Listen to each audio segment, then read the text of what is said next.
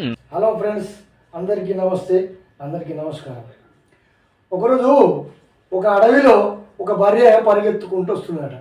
బర్రె అంటే మీరు గేదె అంటూ ఉండొచ్చు, కానీ మేము మాత్రం మా తెలంగాణలో బర్రెనే అంటాం.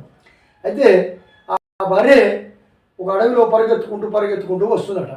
అయితే ఆ పరిగెత్తడం చూసి ఒక ఎలుక అక్కడికి వచ్చి, హలో అత్తమ్మ, ఏమైంది అంత తొందరగా పరిగెత్తున్నావు, నీ బాధ ఏంది, ఎందుకలా ప్రాణాలకు తెగి పరిగెత్తున్నావు అని అడిగిందట.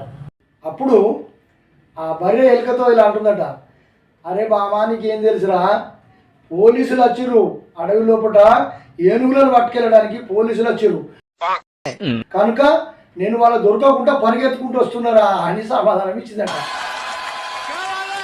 అప్పుడు ఎలుకనట, అరే పోయి ఈ మాత్రం కూడా తెలియదు నీకు, వాళ్ళు వచ్చింది ఏనుగు పట్టుకెళ్ళాలి, మరి నువ్వెందుకు పరిగెత్తున్నావు, నువ్వు బర్రెవు కదా నీకెందుకు పరిగెత్తున్నావు అని ఎలుక అన్నదట.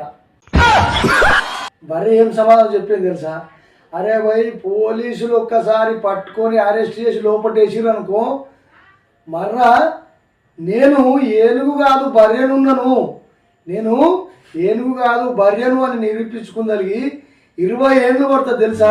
ఎందుకంటే మనది భారతదేశం రాబోయి, భారతదేశంలో నన్ను నేను నిరూపించుకుందలిగి కూడా కోర్టులో 20 ఏళ్ళు దింపుతారు, అందుకేలా పరిగెత్తుతున్నా, ఒక నాయన అర్థమైందా అని అన్నదట.